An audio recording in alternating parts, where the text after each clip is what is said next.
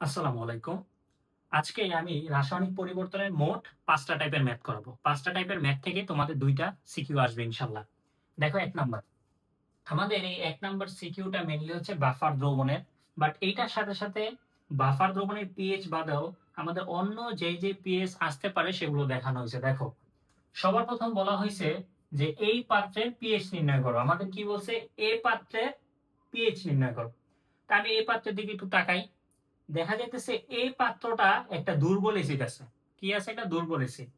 আর B পাত্রে কি দেওয়া আছে? একটা শক্তিশালী ক্ষার দেওয়া আছে। আর সি পাত্র বলা হয়েছে এ এবং বি মিক্স করা হয়েছে।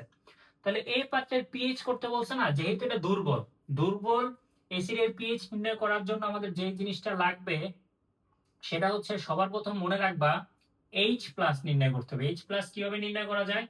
এইচ প্লাস নির্ণয় করার ওয়ে হচ্ছে আলফা সি। সূত্র কি? Alpha C. আলফা বের করার সূত্র হচ্ছে কে A by C into C. তাহলে কে এ এসিডের বিয়োজন মাত্রা কত দেওয়া আছে? 1.8 into 10 inverse 5 divide by C. তো সি এর মান আমাদের কত দেওয়া আছে? 0.25। ঘনমাত্রা 25 লিখলাম ইন্টু 0.25।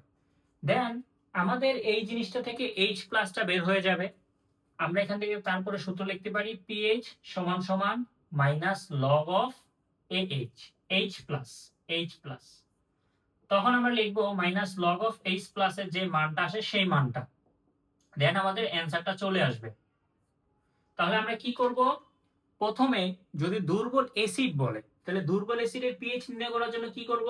এইচ প্লাস করব। এইচ প্লাস নির্ণয় করার সূত্র কি? Alpha C. আলফা বের করে কিভাবে? তোমার পরীক্ষায় আলফা মানে বিয়োজন মাত্রা এটাও বলতে পারে। তাহলে root over K A by C into C.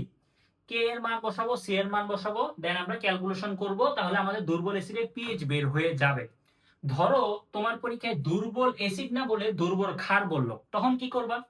তখন ভাই এইচ প্লাসটা না বের করে কি করবা? ও এইচ মাইনাস করবে। এটা আবার কিভাবে করবা? এটা হচ্ছে আলফা সি। আলফা তখন কিভাবে বের করবা? Root over K B by C into C. এখান থেকে এইচ প্লাসটা বের করবা।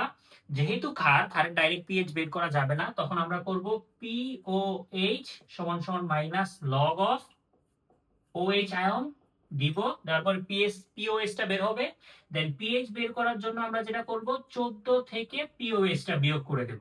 এটা কার ক্ষেত্রে? যদি আনফরচুনেটলি তোমার পরীক্ষায় অম্লীয় ক্ষার না আসে, তোমার যদি ক্ষারীয় আসে, হ্যাঁ অম্লীয়, আমার যদি অম্লীয় দুর্বল অম্লটা যদি না আসে, তোমার যদি আনফরচুনেটলি দুর্বল অম্লটা না আসে, তোমার তাহলে কি আহ দুর্বল ক্ষার যদি আসে, তাহলে আমাদের এই প্রসিডিউরটা করলে আমাদের অ্যান্সারটা হয়ে যাবে। এবার দেখো বি নাম্বার বলছে বি পাত্রের পিএইচ কত। তো বি পাত্রের পিএইচ এর ক্ষেত্রে আমাদের কে এ কে বি কিছু দেওয়া নাই, এবং এটা হচ্ছে কি ভাই? এটা হচ্ছে শক্তিশালী ক্ষার। তাহলে শক্তিশালী ক্ষারের ক্ষেত্রে কে এ অথবা কে বি কোনোটাই আসবে না। কি আসবে এটার ক্ষেত্রে? তাহলে আমরা একটু দেখি। দেখো বি নাম্বারটা করতে হইলে আমাদের এইটা দেখতে হবে। বি পাত্র, বি পাত্র দিয়ে গেলাম। বি পাত্র কি অ্যাসিড নাই ক্ষার? এটা হচ্ছে ক্ষার। এটা কি সোডিয়াম হাইড্রোক্সাইড। সোডিয়াম হাইড্রোক্সাইড একটি শক্তিশালী ক্ষার, এবং সেটার কেবি দেওয়া থাকবে না বা দেওয়া নাই। তখন আমরা কি করব? যেহেতু এটা ক্ষার, ক্ষারের ক্ষেত্রে পিএইচ বের করা যায় না, আগে পিওএইচ বের করতে হয়। পিওএইচ সমান সমান minus log of OH ion. তারপরে কি লিখবো? মাইনাস লগ লিখবো। লিখলাম। এবার ওএইচ আমার এইখানে ঘনমাত্রা কত দেওয়া আছে? 0.25। তাহলে এইটা আমরা ক্যালকুলেশন করে অ্যান্সারটা বের করব। করলাম।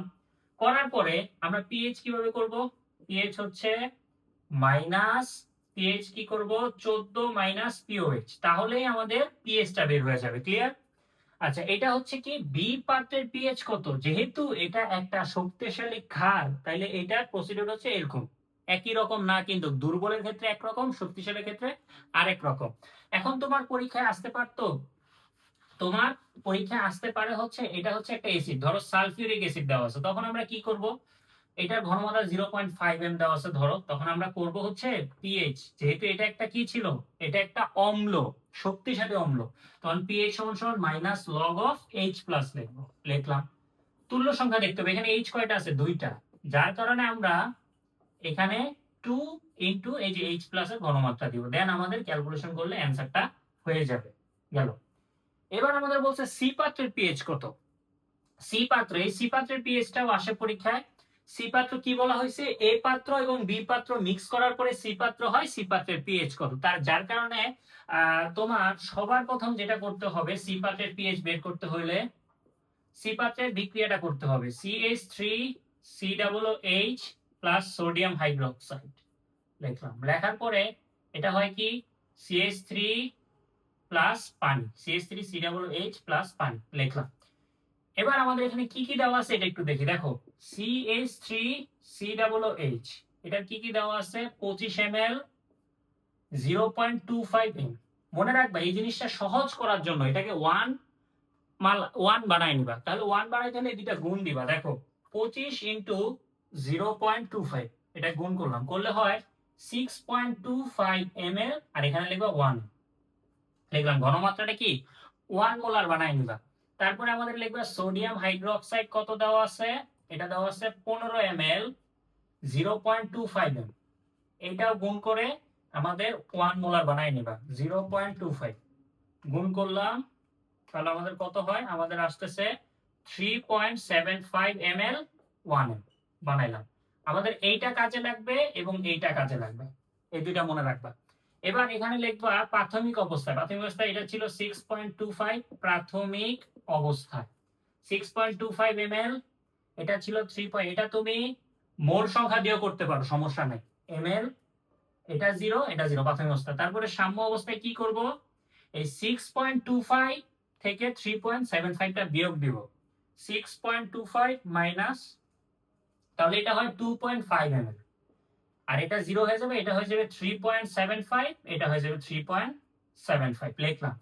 এবার আমরা যেটা করব, বাফার দ্রবণের জন্য যেটা লাগে সেটা হচ্ছে দুর্বল অম্লটা লাগবে, এবং দুর্বল অম্ল থেকে যেই লবণটা উৎপন্ন হয়েছে সেই লবণটা লাগে, এটা হচ্ছে Na। তাহলে দুর্বল অম্লটা লাগবে এবং দুর্বল অম্ল থেকে যেই লবণটা উৎপন্ন হয়েছে সেটা লাগবে। তাহলে আমি এখানে কি লিখতে পারি, CH3COOH, এটা থার্ড ব্র্যাকেট দিব, থার্ড ব্র্যাকেট দ্বারা ঘনমাত্রা বোঝায়। এটার জন্য আমরা যেটা করব, মনে রাখবা V1S1 ডিভাইড বাই V, এই সূত্র। এবার CH3COOH এটার দিকে তাকাই, এটা সাম্যাবস্থায় কত ml ছিল, 2.5 ml লিখলাম। আর এখানে চোখ বন্ধ করে 1 লিখবা, কি যেহেতু আমরা দুইটাকে 1 মোলার বানাই নিছি। এবার এখানে 2.5 আছে, এখানে 3.75, এগুলো সবকিছু যোগ করব, 2.5 প্লাস 3.75 প্লাস 3.75 লিখলাম। তাহলে এটা টোটাল কত হলো ভাই, এটা টোটাল হয়ে গেল 10। এখন এটা যদি ক্যালকুলেশন করি, 2.5 ভাগ 10, এটা ক্যালকুলেশন করলে হয় 0.25 গেল। আবার আবার কি করব, এটা লবণ যেটা COONA লিখলাম, sodium ethanoate V1S1 divide by V। এবার CH3COONA এটার কাছে যাও, এটার কত সাম্য অবস্থায় 3.75, পাশে 1 লিখবা, চোখ বন্ধ করে এখানে 10 লিখবো। লেখার পরে 3.75 ভাগ 10, এটা যদি ক্যালকুলেশন করলেই 0.375। তাহলে আমি এইটা এবং এইটা দুইটার কি বের করলাম, ঘনমাত্রা বের করলাম।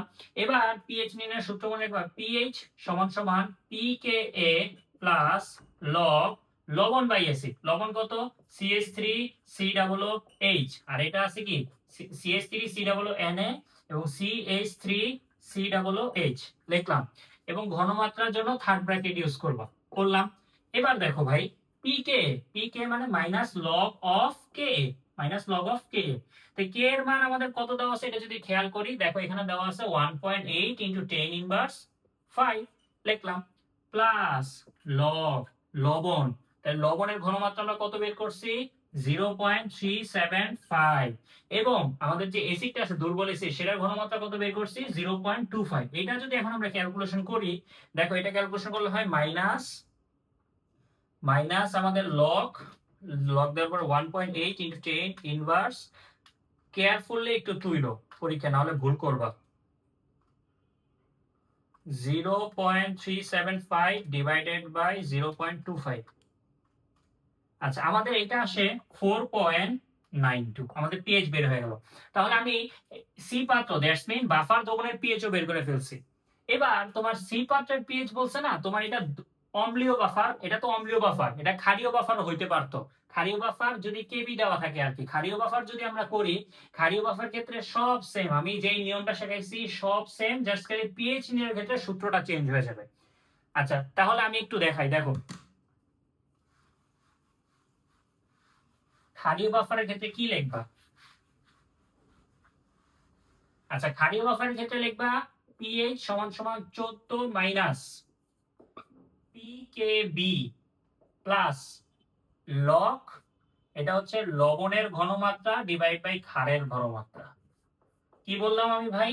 এটা হচ্ছে পিএইচ ক্ষারীয় বাফারের ক্ষেত্রে, ক্ষারীয় বাফার, বাফারের ক্ষেত্রে বাফার হচ্ছে দুই প্রকার, অম্লীয় বাফার একটা ক্ষারীয় বাফার। অম্লীয় বাফারটা আমি দেখাই দিচ্ছি। ক্ষারীয় বাফার হচ্ছে সূত্র লিখবা কি পিএইচ সমান সমান 14 মাইনাস পিকেবি প্লাস লগ লবণ বাই ক্ষার। এটা একটু খেয়াল করবা। তাহলে আমি এখানে কি শিখাইলাম? এই পাত্রের পিএইচ অর্থাৎ দুর্বল অ্যাসিড অথবা ক্ষারের পিএইচ নির্ণয় শিখালাম, শক্তিশালী অ্যাসিড অথবা শক্তিশালী ক্ষারের পিএইচ নির্ণয় আমরা শিখলাম অ্যাজ ইউজুয়াল যেটা।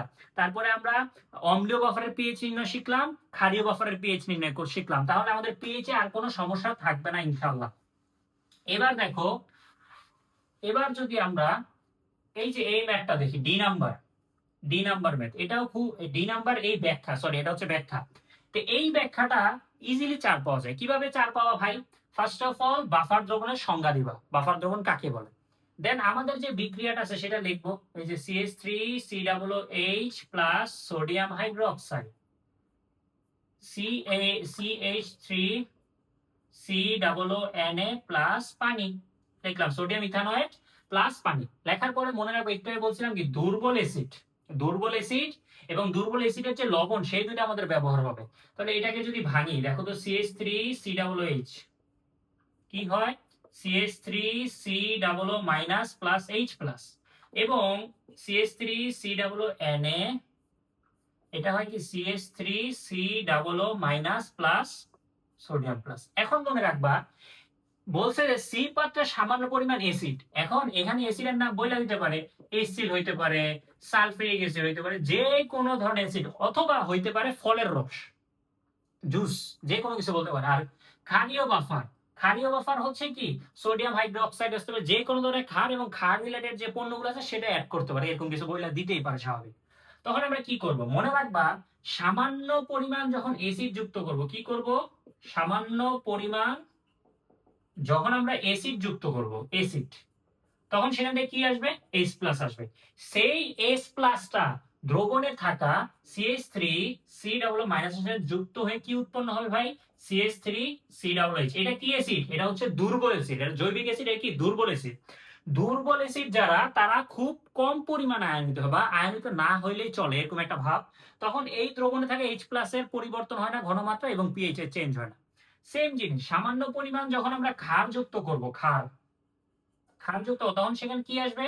OH minus. দ্রবণে থাকা H প্লাস এর সাথে OH মাইনাসটা যুক্ত হয়ে কি উৎপন্ন হবে? পানি উৎপন্ন হবে, যা দ্রবণে থাকা H প্লাস এর ভারসাম্য বজায় রাখবে, যার কারণে ঘনমাত্রা স্থির থাকবে এবং পিএইচ এর পরিবর্তন হবে না।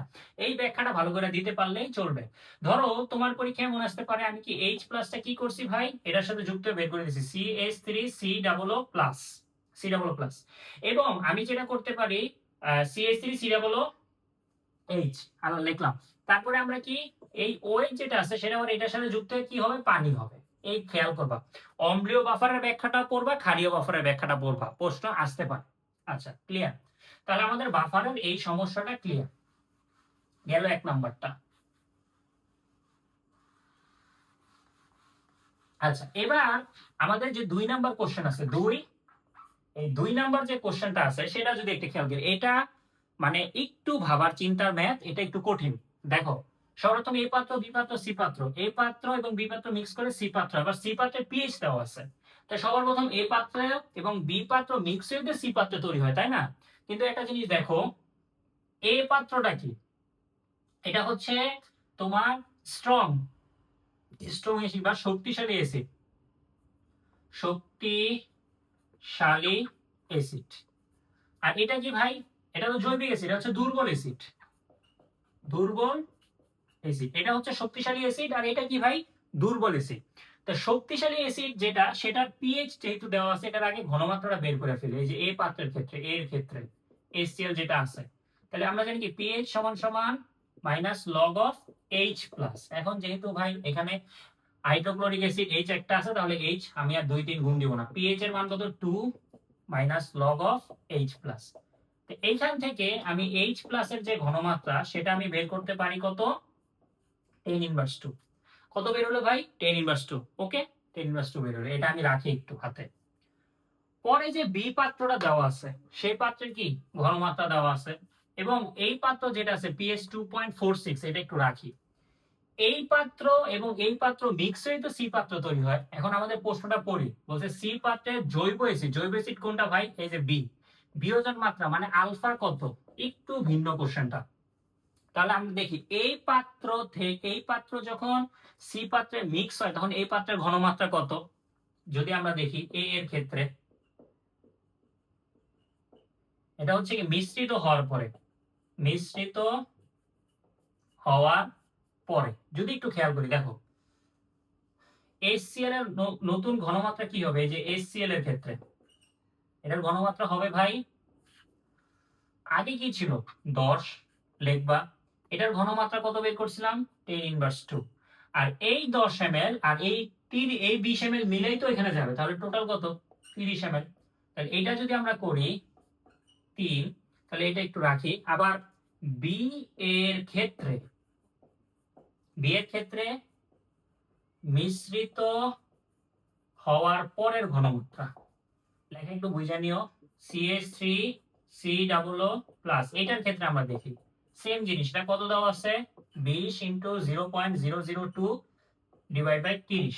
তো এই দুইটা মান আমরা একটু ক্যালকুলেশন করে বের করি। দেখো 10 × 10^2 ডিভাইডেড বাই 30, এটা ক্যালকুলেশন করলে হইতেছে 3.33 × 10^3। এবং এটা একটু দেখি 20 × 0.002 ভাগ 30, এটা যদি আমরা ক্যালকুলেশন করি এটা হয় 1.33 × 10^3। রাখলাম এতটুকু। এবার আমি যেটা করতে পারি একটু খেয়াল করো, এইটা এবং এইটা আমার টার্গেট কি আলফা বের করা। এবার যদি আমরা একটু দেখি পিএইচ কিভাবে বের করে ভাই, minus log of H plus. এখানে কয়টা H প্লাস আছে, এইটা থেকে এবং এইটা থেকে, মাইনাস লগ লিখলাম। এটা প্রথম পাত্রের H প্লাস, এই যে প্রথম পাত্রের H প্লাস বা প্রথম পাত্রের ঘনমাত্রা, এই যে প্রথম পাত্রের ঘনমাত্রা, প্রথম পাত্রের ঘনমাত্রা এটাকে আমি H ধরলাম, এবং দুইটা পাত্র না, তাহলে এটাকে যোগ দিব, দেওয়ার পরে এটা তো সলিড H, কারণ এইটা কি ভাই শক্তিশালী অ্যাসিড না, শক্তিশালী অ্যাসিড। আমরা একটু আগে H প্লাস কিভাবে শিখছিলাম, দুর্বল অ্যাসিড ক্ষেত্রে আলফা সি। তাহলে প্রথমটা যদি S ধরি পরেরটা ধরবা কি আলফা সি ধরতে পারো, আলফা সি। এই যে শক্তিশালী অ্যাসিড এবং দুর্বল অ্যাসিড এই দুইটা মিক্স হয়ে তো সি পাত্রটার আমাদের পিএইচটা হইছে। তাহলে পিএইচটা কারণ কি এই দুইটারই ভূমিকা আছে। এখন এইটা থেকে ঘনমাত্রা আসলো আর এইটা থেকে কি আলফা সি আসলো। ওকে, পিএইচ কত ভাই 2.46 লিখলাম। এটা হয়ে গেল 10^2.46 এস। তো এইখান থেকে কি পরিমাণ এস আসছিল, এই যে এটা 3.33 × 10^3 প্লাস আলফা লিখলাম সি, এটার ক্ষেত্রে কত আসছিল 1.33 × 10^3। এটা একটু ভালো করে করে যাও, 10^2.46 মাইনাস 3.33 × 10^3 ডিভাইডেড বাই 1.33 × 10^3 একবারে করলাম এখান থেকে, তাহলে আলফাটা বের হয়ে যায়। হইল বে। এবার দেখি আলফার মান কত বের হয়, ক্যালকুলেশন করি। আমাদের আসে 10^2.46 minus 3.33 × 10^3 divided by 1.33 × 10^3। আচ্ছা, আমাদের এটা আসে অলমোস্ট 0.13 এরকম কিছু। এটা পার্সেন্টেজে নিলে কত ইনটু 100%, এটা নিলে অ্যারাউন্ড 10.33% আসে। তাহলে বিয়োজন মাত্রা কত 10.33%। এই জিনিসটা একটু কনসেপচুয়াল জিনিস, একটু ভেবে ভেবে ধীরে করে যেও। আচ্ছা, তারপর 3 নম্বরে বলা হয়েছে এক্স এবং ওয়াই দুইটি হাইড্রোকার্বন। হাইড্রোকার্বন কি হাইড্রোজেন থাকবে আর হচ্ছে কার্বন থাকবে। তাহলে কি এক্স এবং ওয়াই দুটি হাইড্রোকার্বন, এদের আণবিক ভর যথাক্রমে 16 এবং 32। তাহলে 16 কার, 16 হচ্ছে সাধারণত মিথেনে CH4 এর, এটার আণবিক ভর কত 16, এটার কথা বলা হয়েছে। 16 এবং আরেকটা বলা হয়েছে কি 30, এটা আমরা জানি আবার C2H6 এর আবার কত আমাদের 30 30। এটা হচ্ছে মিথেন, এটা হচ্ছে কি ভাই ইথেন। এখন বলছে এই মিথেন আর ইথেনকে যখন আমরা কোন একটা প্রসিডিউরের মাধ্যমে দহন করব, তখন এটা কোনটি উত্তম জ্বালানি, মানে এই দুটোর ভিতরে কোনটা উত্তম জ্বালানি এটা আমার বের করতে বলছে। তাহলে উত্তম জ্বালানি বের করার জন্য আমি লিখতে পারি এক্স এর ক্ষেত্রে, প্রথমে এক্স এর ক্ষেত্রে মনে রাখবা প্রতি গ্রামে যার শক্তি বেশি সেটাই বেশি ভালো। তাহলে আমি এটার জন্য যেটা করতে পারি, দেখো সবার প্রথম যদি আমি মিথেন করি, দহন মানে কি পুরানো অক্সিজেনের সাপেক্ষে করলাম, কি উৎপন্ন হবে, এটা উৎপন্ন হবে কার্বন ডাই অক্সাইড প্লাস পানি। কি উৎপন্ন হয়, কার্বন ডাই অক্সাইড পানি, এটাকে সমতা করতে হবে। আমি যদি এটাকে সমতা করে ফেলি তাহলে কি উৎপন্ন হয় দেখো তো, এইখানে যদি আমি 2 দিয়ে দিই তাহলে আমাদের এখানে কত হইতেছে, এই যে এখানে যদি 2 দিই, 2 দুগুণে 4, এখানে 2টা আছে এখানে 2টা আছে, আমাদের সমতা হয়ে গেল। ওকে, আমাদের সমতা কমপ্লিট। সমতা কমপ্লিট হওয়ার পরে তুমি যেটা জাস্ট খালি বের করবা ডেল এইচ, নতুন করে কি বের করবা ডেল এইচ। এই ডেল এইচ বের করার জন্য আমি যেটা করব সেটা হচ্ছে উৎপাদ মাইনাস বিক্রিয়। উৎপাদে কি কি আছে, কার্বন ডাই অক্সাইড না। এবার একটু দেখো কার্বন ডাই অক্সাইডের ডেল এইচ এর মান কত দেওয়া আছে, এই যে দেখো CO2, এই যে বিক্রিয়ার মাধ্যমে কি উৎপন্ন হয় কার্বন ডাই অক্সাইড উৎপন্ন হয়, এটার মান কত দেওয়া আছে -395 লিখলাম, প্লাস 2 লিখবো পানি, এই যে এটা আবার পানি কত দেওয়া আছে -220 গেল একটা, সূত্রের মাইনাস লিখলাম। লেখার পরে এখানে আবার মিথেন দেওয়া আছে, দেখো মিথেনেরটা কত দেওয়া আছে, যে এক্স এর গঠন তাপ, এটা দেওয়া আছে 75 -75 লিখলাম। আর এটা যেহেতু মুক্ত অবস্থায় আছে এটার মান 0, এটার একটা ক্যালকুলেশন করে একটা মান আসবে আমাদের। তাহলে কি লিখতে পারি -395, তারপরে 220,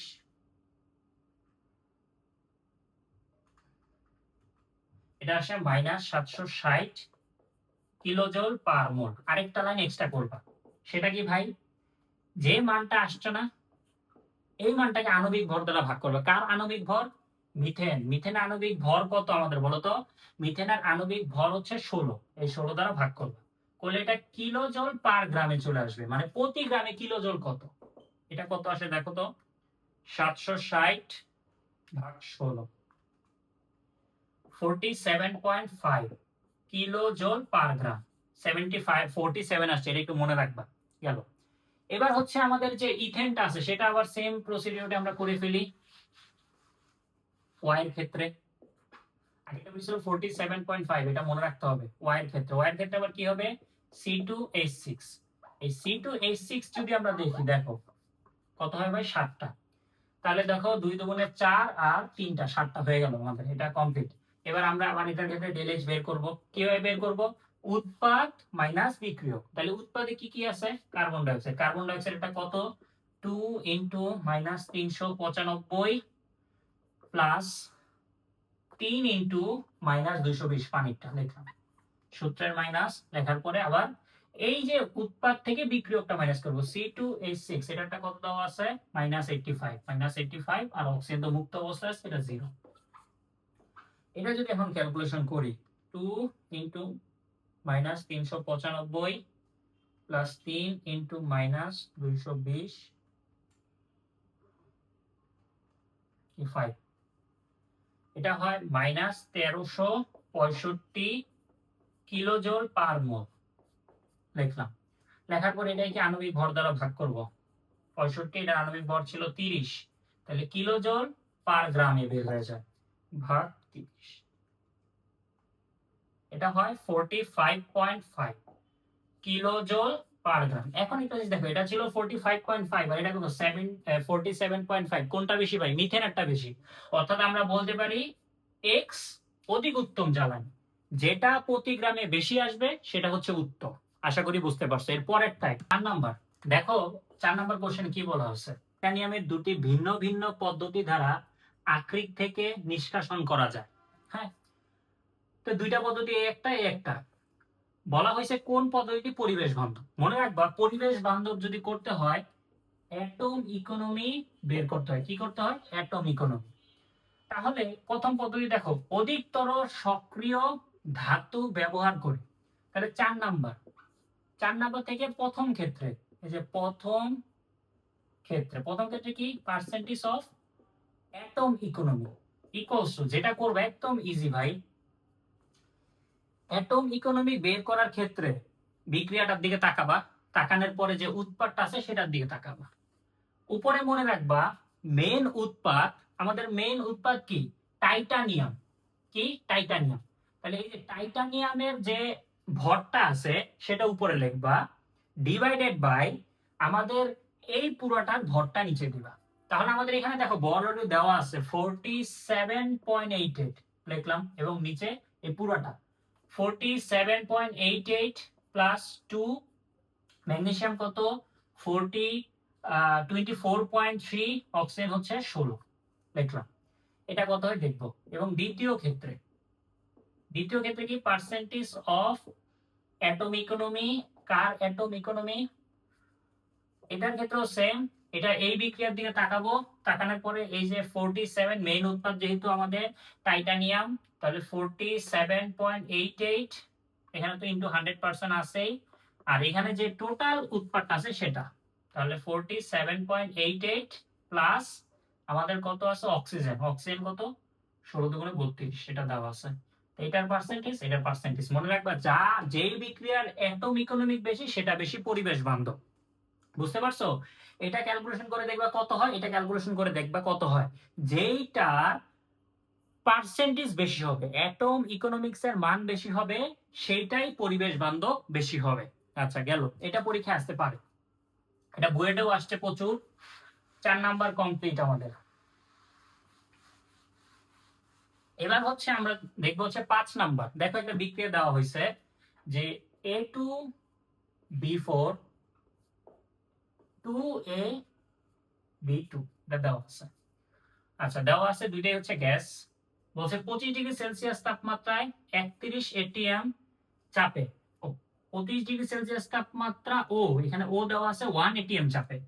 তাহলে আমাদের টেম্পারেচার দেওয়া আছে ভাই কত 25°C, আমাদের চাপ দেওয়া আছে কত 1 atm, আমাদের বিয়োজন মাত্রা দেওয়া আছে 18%, অর্থাৎ 0.18%, 18 কেপি করতে বলছে। তাহলে সবার প্রথম যেটা করবা প্রাথমিক অবস্থায়, এটা মনে রাখবা, এটার সামনে কত আছে 1, তাহলে 1, এটা 0। সাম্য অবস্থায় কি পরিমাণ, এটা থেকে বিয়োজিত হয়েই তো 0 হয়, তাহলে 1 মাইনাস আলফা। মনে রাখবা এখানে যদি 2 থাকতো 2 মাইনাস 2 আলফা, এটা আছে কত 2, তাহলে এটা হবে 2 আলফা লিখলাম। এবার লিখবা মোট মোল সংখ্যা, কত লিখবা মোট মোল সংখ্যা 1 মাইনাস আলফা প্লাস 2 আলফা করলে হয় 1 প্লাস আলফা। এবার লিখবা A2B4 এর আংশিক চাপ,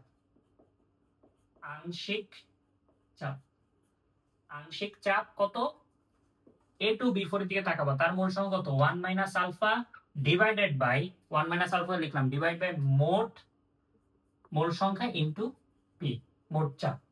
তারপর লিখবা AB2 এর আংশিক চাপ, এটা কত ভাই 2 আলফা ডিভাইডেড বাই মোট মোল সংখ্যা ইনটু মোট চাপ লিখলাম। তাহলে কেপি কত, কেপি আমরা করতেছি কি উৎপাদ ডিভাইড বাই বিক্রিয়ক, তাহলে উৎপাদের দিকে তাকাই 2 alpha 1 plus alpha into P.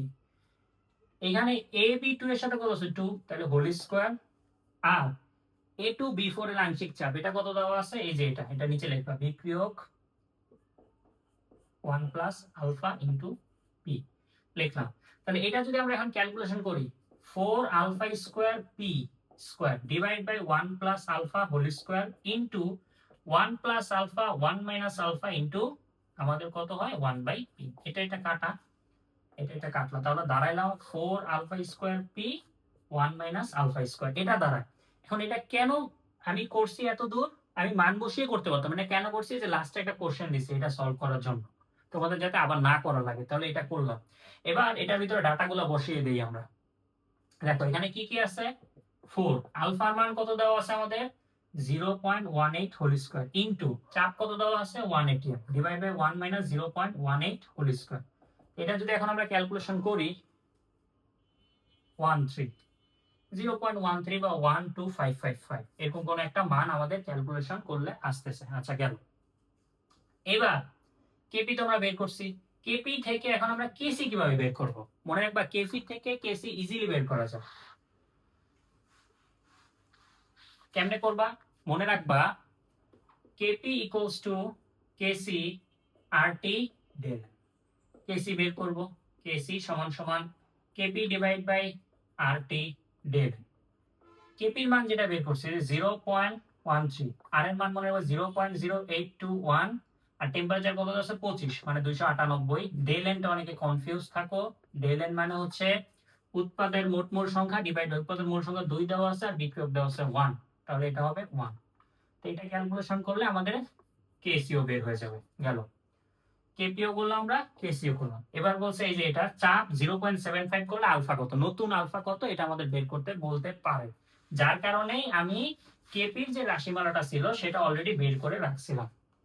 কি বের করছিলাম দেখো, KP equals to 4 alpha square P 1 minus alpha square বের করে রাখছি। নতুন আমাদের আগের কেপি কি সেমই থাকবে, আলফাটা জাস্ট খালি চেঞ্জ হবে। 4 আলফা স্কয়ার, আমাদের এখানে পি এর মান কত করতে বলছে 0.75 করলাম 1 মাইনাস আলফা স্কয়ার। এটা যদি ক্যালকুলেশন করি তাহলে কত হয় 0.13 মাইনাস 0.13 আলফা স্কয়ার, এটা যদি গুণ দেই 4 ইনটু 0.75 গুণ দিলে হয় 3 আলফা স্কয়ার। আলফা গুলো একপাশে নিয়ে আসতে পারি, আলফা সমান সমান রুট ওভার, একবার আমি করে দিচ্ছি, কি করলে কি হবে 0.13 আর 3.13, তাহলে রুট 1। আচ্ছা, এটা যদি পার্সেন্টেজে নেই তাহলে 21%। তাহলে ঘন আমাদের যে বিয়োজন মাত্রা সেটা পরিবর্তন কত ছিল, আগে ছিল 18 এখন ছিল 21, তাহলে 3% পরিবর্তন হয়েছে, অবশ্যই পরিবর্তন হয়েছে। আচ্ছা, আমাদের আমাদের যে 5 নাম্বারটা হইলো সেটা কমপ্লিট। এবার দেখো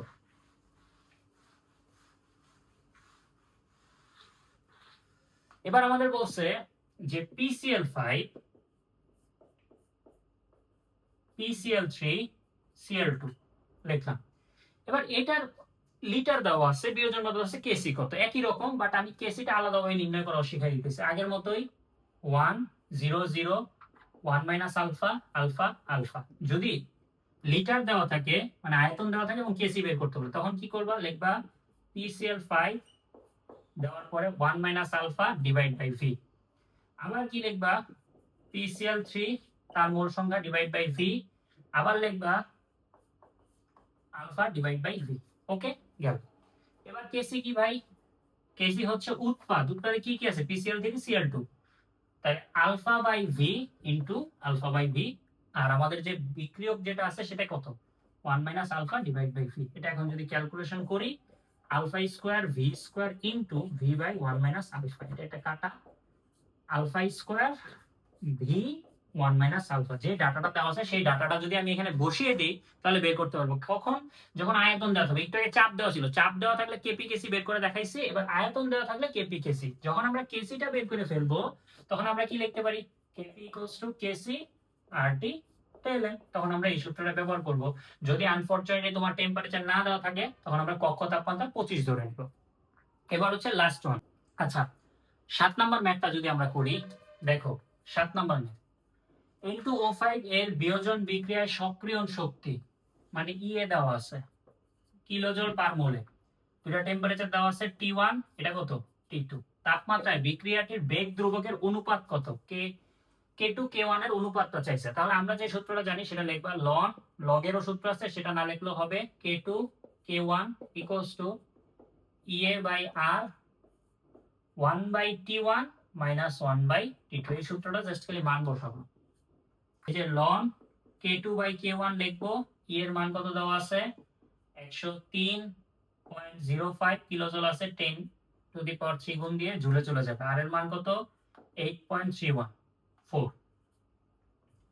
1 বাই T1, T1 এর মান কত ভাই 273 মাইনাস 298, 1 মাইনাস 1। তো এইখান থেকেই আমরা K2 বাই K1 এর অনুপাতটা বের করব, তখনই আমাদের অ্যান্সারটা হয়ে যাবে। আর এমসিকিউ তে 8 নাম্বার টাইপটা আসে ঢাল -75, আর এখানে দেওয়া আছে লগ কে 1 বাই টি লেখচিত্রের ক্ষেত্রে ইএ কত, তখন মনে রাখবা ইএ বাই 2.303 আর।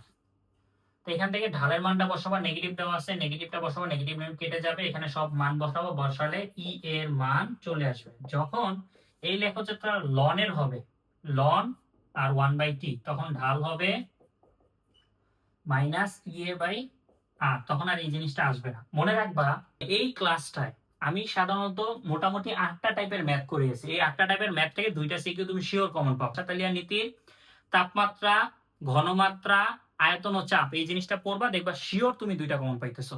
এর বাইরে অনেক কিছু আছে, তার জন্য আবার বিস্তারিত ক্লাস করবা। আর এটা জাস্ট খালি একটা ওয়ান শট, যাতে পরীক্ষার আগের রাতে বা পরীক্ষা, তোমার যদি পরীক্ষা থাকে এটা দেখে গেলে তুমি ইনশাল্লাহ অ্যান্সার করতে পারবা।